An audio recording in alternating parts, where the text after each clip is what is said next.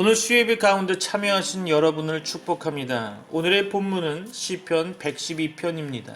다 같이 읽어보겠습니다. 시편 112편 1절로 10절 말씀입니다. 할렐루야. 여호와를 경외하며 그의 계명을 크게 즐거워하는 자는 복이 있도다. 그의 후손이 땅에서 강성하며 정직한 자들의 후손에게 복이 있으리로다. 부와 재물이 그의 집에 있으며 그의 공의가 영구히 서 있으리로다. 정직한 자들에게는 흑암 중에 빛이 일어나나니 그는 자비롭고 긍휼이 많으며 의로우니로다. 은혜를 베풀며 꾸어주는 자는 잘 되라니 그 일을 정의로 행하리로다. 그는 영원히 흔들리지 아니하며 의인은 영원히 기억되리로다. 그는 흉한 소문을 두려워하지 아니하며 여호와를 의뢰하고 그의 마음을 굳게 정하였도다. 그의 마음이 견고하여 두려워하지 아니할 것이라. 그의 대적들이 받는 보응을 마침내 보리로다. 그가 재물을 흩어 빈궁한 자들에게 주었으니 그의 의가 영구히 있고 그의 뿔이 영광 중에 들리리로다. 악인은 이를 보고 한탄하여 이를 갈면서 소멸되리니 악인들의 욕망은 사라지리로다. 아멘.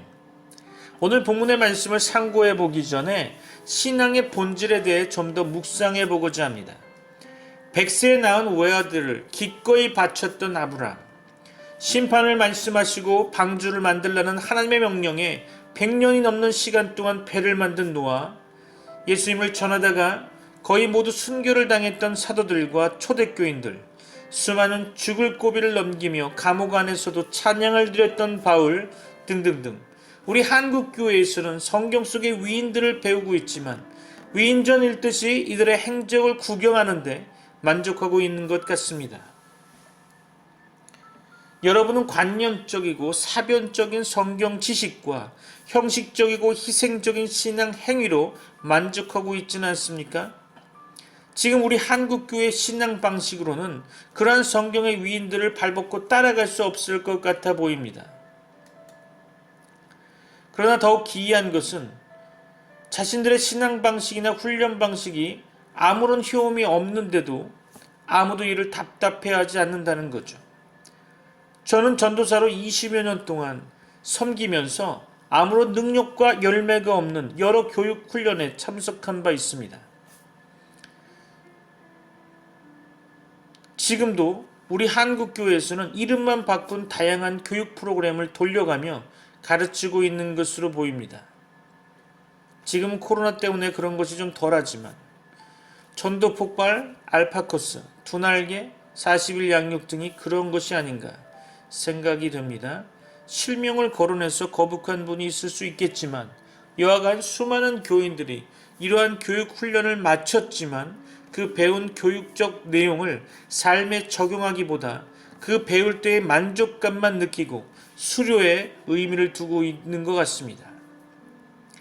그럼에도 불구하고 다음 해가 되면 또 목회자들은 내용은 비스무리하지만 이름만 달리한 교육훈련 프로그램을 들여와서 교인들을 또 괴롭히게 되겠죠. 아브라함 시대에는 교회는커녕 성경도 예배의식도 없었죠. 그 시대를 오늘날과 비교하기엔 무리가 따른다고 할 수 있겠지만 어디 아브라함 시대만 그럴까요? 이삭과 야곱, 후에 이스라엘 12지파의 족장이 된 야곱의 아들들도 사정은 별반 다르지 않죠. 성경의 위대한 인물들은 외국의 유명한 신학교의 박사학위를 받아온 목회자가 설교한 교회를 다니지도 않았으며 수백만 원짜리 교육 프로그램에 참석하지 않았지만 그들은 하나님이 사용하시는 일꾼이며 놀라운 믿음의 소유자였습니다. 모세와 여호수아, 사무엘과 다윗, 다니엘의 탁월한 믿음과 놀라운 영적 능력을 우리 한국 교인 중에서는 찾아보기 힘들다는 것에 마음이 아플 뿐입니다. 일주일 내내 교회에서 살다시피 하면서 목회자의 말이라면 죽는 신유까지 하고 피눈물 나는 재산을 갖다 바치면서 평생을 교회 일에 바친 이들에게 성경에서 약속한 형통한 삶과 믿음의 능력 그리고 성령이 함께 하시는 증거와 변화, 능력과 열매가 그들에게 있음을 보셨습니까? 왜 그런 일이 생겼는지 우리는 살펴보아야 할 것입니다. 우리 한국 교회의 지도자의 머리에 혹 미혹의 영이 들어앉아서 속이고 있는 것이 아닐까요? 목회자의 말이 하나님의 말로 여기면서 순종한 결과가 무능하고 무기력한 믿음으로 고단하고 팍팍하게 살아가고 있는 현실을 경험하는 교인들을 보면서 여러분은 무엇을 생각하게 됩니까? 몇 가지 단언하고 싶은 말씀이 있습니다. 기독교인의 대부분이 미혹의 영에 사로잡혀 있음을 알아야 합니다. 마지막이 가까울수록 미혹의 영은 더욱 미혹시키고 특히 지도자들을 많이 미혹시킬 것입니다. 악한 영들은 지도에 달인을 시켜서 율법적인 신앙관을 고취하도록 가르치고 사람 말에 복종하게 할 것입니다. 귀신의 정체를 아는 사람만 살아남을 수 있을 것입니다. 악한 영들은 기도의 모든 동작을 방해하고 광적인 예배만을 추구하게 합니다. 귀신들은 지식을 통해 미혹하고 자신의 의를 드러내고 학식 많은 자들을 유혹합니다. 악한 영들이 공격할 때는 영적, 지적 수준을 파악하고 그들에게 맞게 공격하겠죠. 앞으로 영적 전쟁이 치열하다는 것을 알고 있어야 합니다. 차지도 뜨겁지도 않는 믿음이 귀신들이 조종하는 기복신앙임을 알아야 할 것입니다. 악한 영들은 지도하는 이의 머리 꼭대기에 앉아 있다는 것을 생각해 보셔야 합니다. 여러분에게 선포한 이 단언의 말씀은 성령께서 우리에게 주신 말씀이라 생각해 주십시오. 이 말씀 속에서 미혹의 영인 귀신들은 교회 지도자들을 미혹시켜서 자신의 생각을 넣어주고 하나님을 만나지 못하게 하면서 다른 일에 빠지게 하는 것입니다. 즉 갖가지 예배의식을 만들어 참석하게 하고 수많은 희생적인 신앙 행위를 하게 해서 파김치가 되게 하고 소망도 기쁨도 없는 수많은 교육 프로그램이나 수련회, 부흥회, 찬양대회 등의 일에 빠지게 해서 본질적인 예배에 집중하지 못하게 하는 거죠. 귀신들이 교회를 못 다니게 하고 신앙행위를 못하게 하는 게 아니라 하나님을 만나지 못하게 하는 전략으로 우리를 시험에 들게 하고 있는 것입니다. 그래서 우리 한국교회는 본질적으로 가장 중요한 일에 집중하지 못하고 별 중요하지도 않고 비본질적인 잡다한 일에 시간과 에너지를 소진하게 만들어 파김치가 되게 하고 있습니다. 결과적으로 자기 의를 내세우고 자기 만족에 빠지게 되는 거죠. 말씀 몇 구절을 볼까요? 사도행전 1장 13절로 14절입니다. 들어가 그들이 유하는 다락방으로 올라가니 베드로, 요한, 야고보, 안드레와 필립, 도마와 바돌로메, 마테와 및 알페오의 아들 야고보, 셀롯인 시몬, 야고보의 아들 유다가 다 거기 있어 여자들과 예수의 어머니 마리아와 예수의 아우들과 더불어 마음을 같이하여 오로지 기도에 힘쓰더라. 여기 본문에서 예수의 아우들이라고 하는 사람들이 나오는데요. 이는 예수님이 부활하기 전까지, 예수님이 죽고 부활하기 전까지는 믿지 않았던 사람들입니다. 그러나 예수님이 부활하신 후에 믿어서 마음을 같이하여 오로지 기도에 힘썼다는 거죠. 사도행전 2장 42절 말씀이죠. 그들이 사도의 가르침을 받아 서로 교제하고 떡을 떼며 오로지 기도하기를 힘쓰니라. 아브라함이나 이삭, 야곱, 요셉, 다윗, 다니엘, 사무엘 등의 성경에 걸출한 위인들이 평생 심혈을 기울였던 신앙 행위는 무엇이었을까요? 그것은 하나님을 만나고 교제하는 기도였을 것입니다. 어디 그뿐입니까? 사도들과 초대교회 제자들도 쉬지 않고 하나님을 부르며 전심으로 성령이 내주하는 기도에 전념하였던 것을 성경을 통해 보게 됩니다. 그러나 우리네 교회는, 우리 한국교회는 하나님을 만나고 깊고 친밀하게 교제하는 기도에 전념하지 않고 중요하지도 않고 본질적이지도 않은 수많은 예배의식과 다양한 신앙 행위를 만들어서 이에 빠지게 만들고 있지 않습니까? 그래서 평생 교회에 다니고 수많은 신앙 행위를 한 결과가 무엇입니까? 하나님을 모르는 세상 사람들과 무엇이 다릅니까? 탁월한 영적 능력이 있습니까? 아니면 삶이 형통하고 영원히 평안합니까? 처음에 말씀드렸던 성경의 위인들은 우리 한국교회에서 행하고 있는 신앙 행위는 전혀 알지도 못했지만 오직 하나님과 깊고 친밀한 기도의 습관을 들여서 하나님과 동행하면서 놀라운 영적 능력으로 탁월한 영적 능력을 드러내며 하나님의 귀한 일꾼으로 사용되었다가 이 땅을 떠났다는 거죠.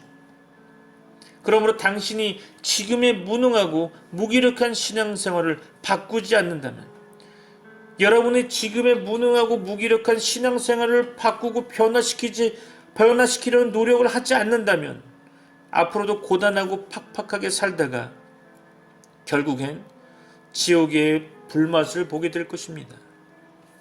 그렇다면 어떻게 해야 할까요?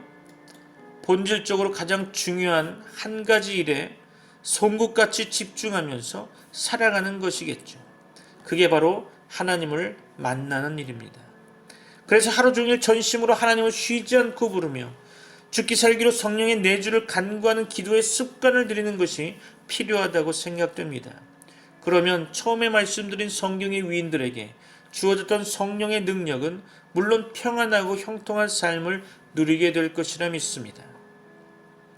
여러분에게 하나님의 은혜가 충만하시길 소망합니다. 오늘 본문의 원문 번역본을 읽어가면서 하나님의 말씀을 상고해 보고자 합니다. 1절로 3절 말씀입니다.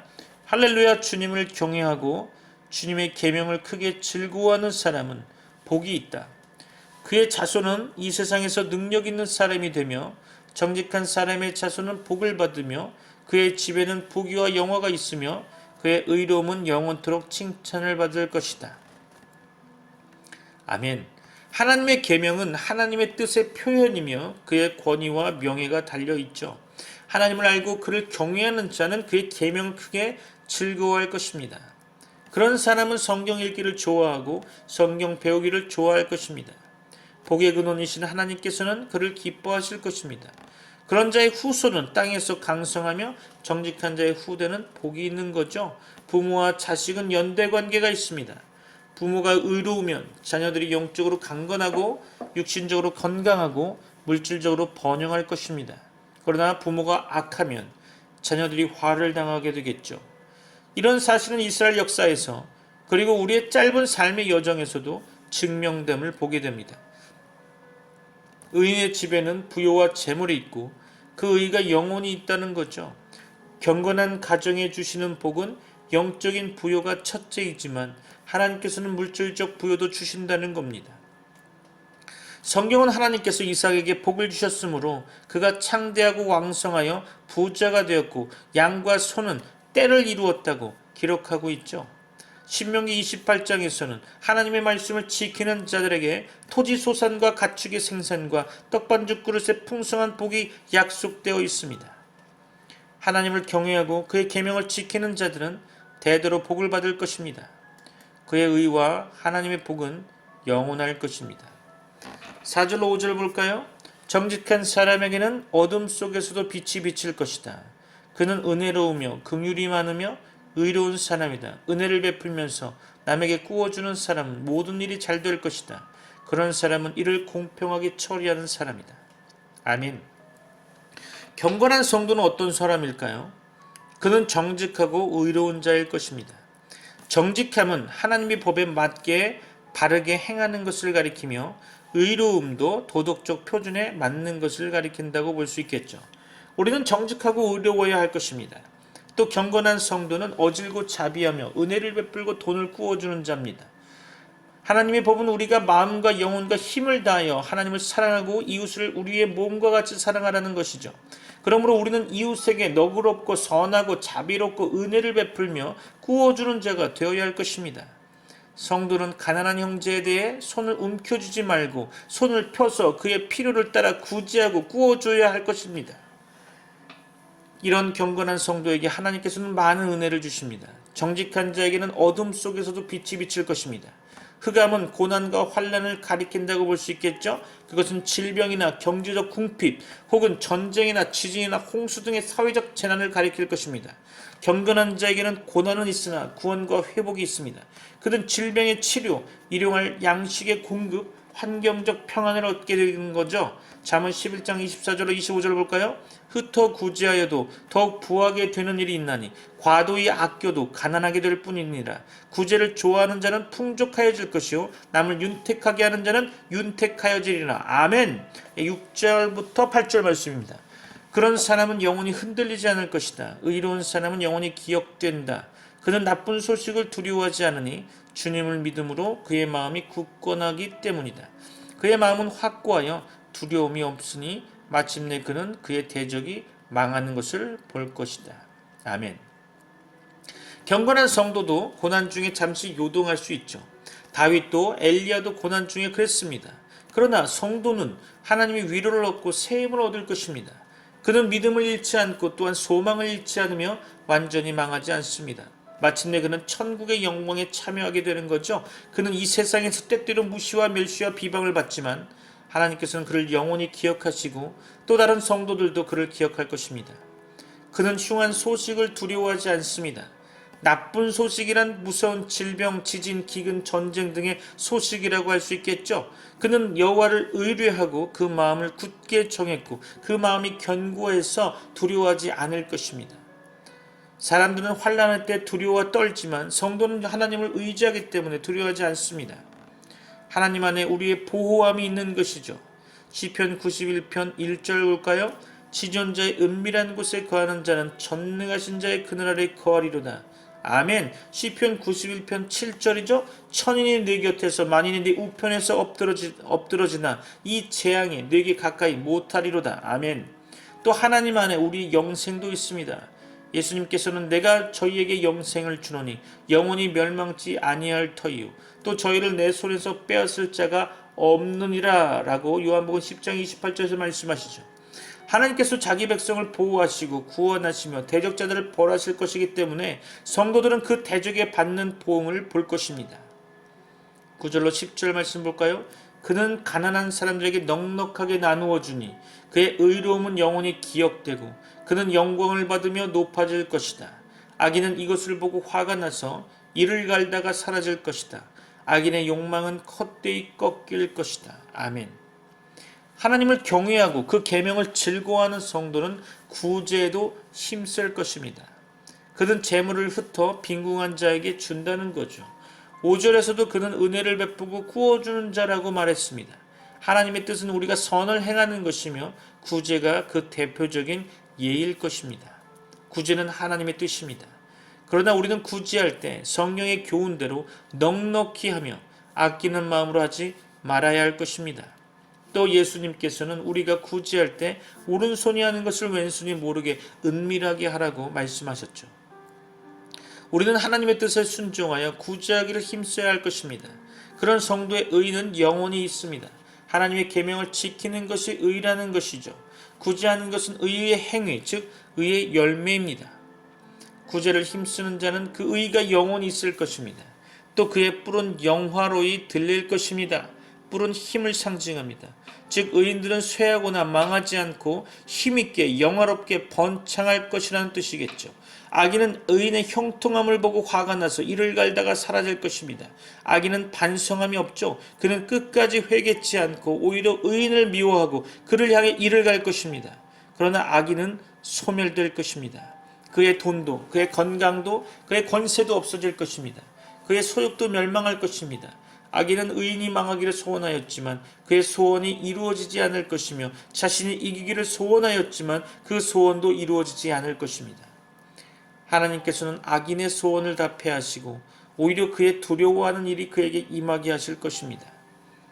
이제 말씀을 마무리하려고 합니다. 시편 112편을 정리하면 몇 가지로 정리할 수 있겠죠. 첫째로 우리는 하나님을 경외하고 그의 계명들을 크게 즐거워해야 한다는 거죠. 1절 말씀에 할렐루야 여호와를 경외하며 그 계명을 크게 즐거워하는 자는 복이 있도다. 하나님을 경외하며 그의 계명들을 크게 즐거워하고 지키는 자가 정직한 자이며 의인일 것입니다. 둘째로 우리는 자비와 선을 행해야 한다는 거죠. 하나님의 뜻은 자비와 선을 행하는 것입니다. 하나님의 계명의 내용은 바로 그것이죠. 본 시편은 우리가 어질고 자비하며 은혜를 베풀고 구워주는 자가 되며 재물을 흩어 빈궁한 자에게 주라고 교훈하고 있습니다. 하나님께서 우리를 죄에서 구원하신 것은 우리로 선한 일에 열심하는 친백성이 되게 하려 하심이었죠. 셋째로 이런 자들은 복되며 그들은 재앙을 두려워하지 않을 것입니다. 하나님을 경외하고 그 계명을 즐거워하며 자비와 선을 행하는 이런 자들은 자신도 복되고 그 자손들도 복될 것입니다. 또 이런 자들은 재앙의 소식을 두려워하지 않고 크게 요동하지 않을 것입니다. 왜냐하면 하나님께서 그들을 인도하시고 도우시고 원수들을 징벌하실 것이기 때문이죠. 여러분에게 하나님의 은혜와 복이 넘치길 소망합니다. 우리 다 같이 기도하겠습니다.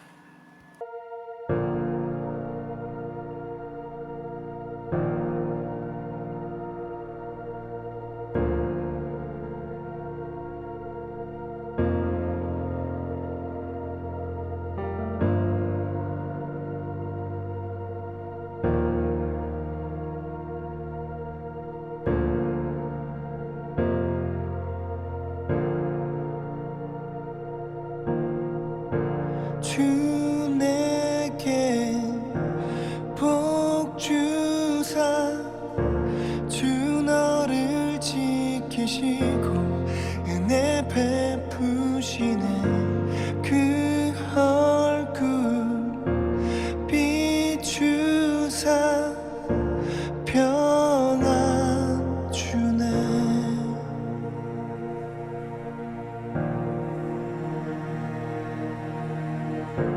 주 내게 복 주사 주 너를 지키시고 은혜 베푸시네 그 얼굴 비추사 평안 주네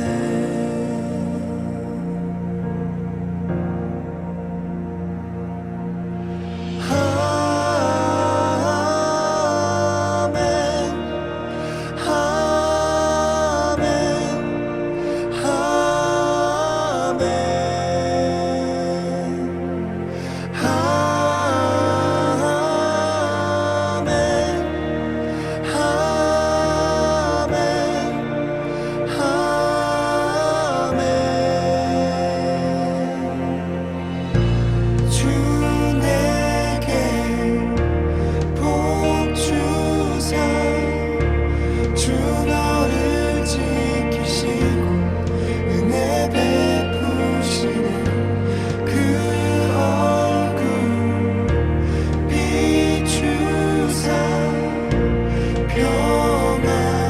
평안 주네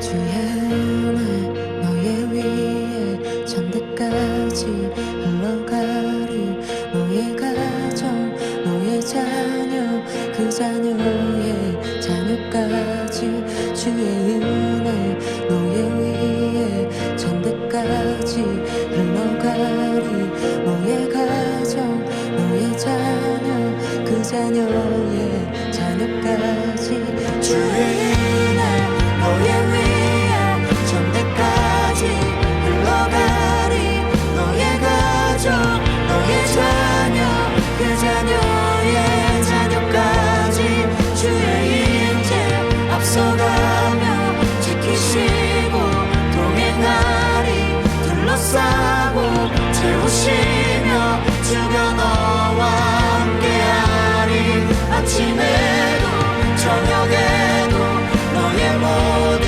주림에도 슬플 때도 기쁠 때도 주님 너를